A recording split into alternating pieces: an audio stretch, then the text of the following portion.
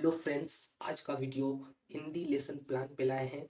सबसे पहले आप पाठ योजना किस तरीक़ा से बनाया जाता है, उसका फॉर्मेट क्या होता है वो आप देखेंगे। और यहाँ पे विशेषण का पाठ योजना, फुल पाठ योजना बनाकर आपके सामने लाए हैं।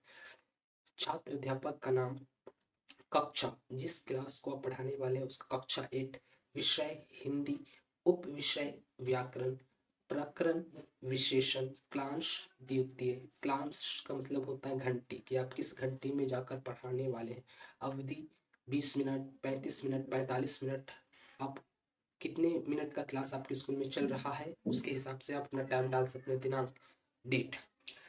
सामान्य उद्देश्य एक होता है विशिष्ट उद्देश्य। सामान्य उद्देश्य उप विषय से रिलेटेड होता है और विशिष्ट उद्देश्य प्रकरण से रिलेटेड होता है। सामान्य उद्देश्य अधिक से अधिक 5 और कम से कम 3 लिख सकते हैं, और विशिष्ट उद्देश्य भी अधिक से अधिक 5 और कम से कम 3 लिख सकते हैं। तो सामान्य उद्देश्य पहला है विद्यार्थी को शुद्ध भाषा बोलने व लिखने की रुचि का विकास करना। दूसरा है छात्रों को भाषा तत्वों का ज्ञान प्राप्त करना। तीसरा है विद्यार्थी को व्याकरण के नियमों से परिचित कराना। चौथा है छात्रों को शुद्ध भाषा रचना का ज्ञान कराना। पांचवा है छात्रों में शुद्ध व अशुद्ध रूप के बीच भिन्नता करने की योग्यता का विकास करना। अब आइए विशिष्ट उद्देश्य। पहला है छात्र विशेषण के बारे में जान सकेंगे। छात्र विशेषण को परिभाषित कर सकेंगे। छात्र विशेषण को जानने में रुचि ले सकेंगे। विद्यार्थी भाषा का अपने सामान्य जीवन में उपयोग कर सकेंगे। शब्दों का सही उपयोग और सही चयन करना सिखाएंगे। शिक्षण सहायक सामग्री, आप जब विशेषण पढ़ाने जाएंगे तो क्या क्या सामग्री यूज करेंगे। सबसे पहला चौक, डस्टर, लपेट, श्यामपट्ट, पीपीटी वगैरह आदि। पूर्व विज्ञान, छात्रों को व्याकरण की सामान्य जानकारी है। प्रस्तावना प्रश्न, प्रस्तावना प्रश्न वो प्रश्न होता है जो बच्चों को पिछली जानकारी से अगली जानकारी तक जोड़ना, उसी को हम लोग कहते हैं प्रस्तावना प्रश्न। प्रस्तावना प्रश्न में सबसे पहले आप 3 कॉलम बनाएंगे, क्रम संख्या, छात्र अध्यापक कथन और विद्यार्थी कथन। प्रस्तावना प्रश्न भी अधिक से अधिक 5 और कम से कम 4 होना चाहिए। सबसे पहला सवाल, ज़ेबा एक सुंदर लड़की है। इस वाक्य में संज्ञा क्या है या कौन सा शब्द है। तो विद्यार्थी के द्वारा जवाब आएगा कि संज्ञा ज़ेबा और लड़की है। अब जो जवाब आया है जैसे ज़ेबा और लड़की, इसी से अब उस जवाब से ही हमें सवाल बनाना है। इस वाक्य में ज़ेबा कैसी लड़की है, तो बच्चों का जवाब आया सुंदर। अब सुंदर से ही सवाल बनाना है। ज़ेबा की विशेषता क्या है, सुंदर होना। व्याकरण की दृष्टि से इस वाक्य में सुंदर शब्द को क्या कहेंगे, विशेषण। और विशेषण क्या है बच्चे, मौन। समस्यात्मक प्रश्न। अब हम अपना उद्देश्य कथन, अब अपना लेसन पाठ का आगाज करेंगे। छात्रों यानी कि विद्यार्थियों, आज हम लोग विशेषण को विस्तार पूर्वक अध्ययन करेंगे। प्रस्तुतिकरण,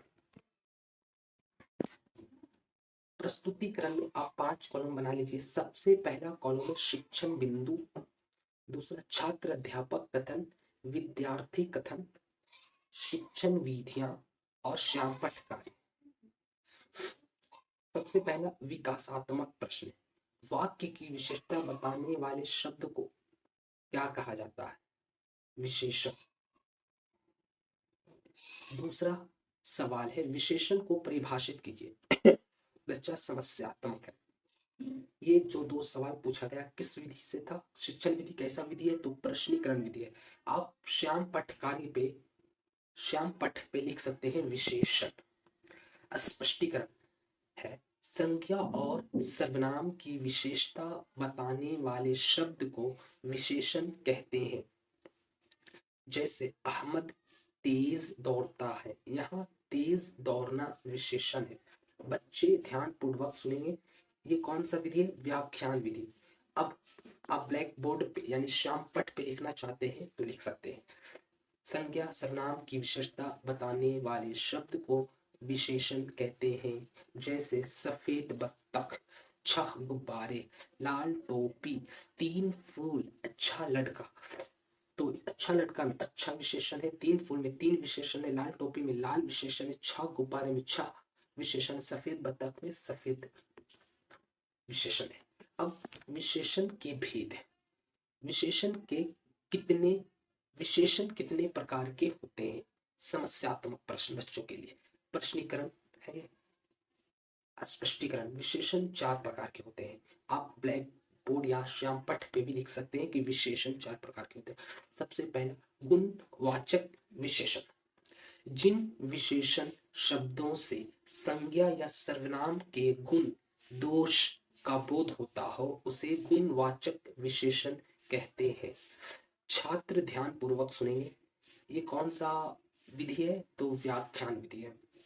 आप एक एग्जाम्पल्स देख सकते हैं कि यहाँ पे एक लड़का है, अच्छा लड़का। इसमें अच्छा जो है ये विशेषण है। दूसरा है परिमाणवाचक विशेषण। जिन विशेषण शब्दों से संज्ञा या सर्वनाम की मात्रा का बोध होता हो उसे परिमाणवाचक विशेषण कहते हैं। छात्र ध्यान पूर्वक सुनेंगे। व्याख्यान विधि है। जैसे यहाँ पे लड्डू है, कुछ लड्डू, तो यहाँ पे जो कुछ है वो विशेषण है, परिमाणवाचक विशेषण है जिसमें परिमाण बताया जाता हो। संख्या वाचक विशेषण। जिन विशेषण से संख्या संज्ञा सर्वनाम की संख्या का बोध हो उसे संख्या वाचक विशेषण कहते हैं। छात्र ध्यान पूर्वक सुनेंगे। व्याख्यान विधि। 2 मछलियां, यहाँ पे 2 संख्यावाचक विशेषण है। सार्वनामिक विशेषण। जब कोई संज्ञा या सर्वनाम शब्द से पहले आए तथा वह विशेषण की तरह संज्ञा की विशेषता बताए उसे सार्वनामिक विशेषण कहते हैं। वह लड़का या लड़का। पुनरावृत्ति प्रश्न। विशेषण के कितने प्रकार हैं?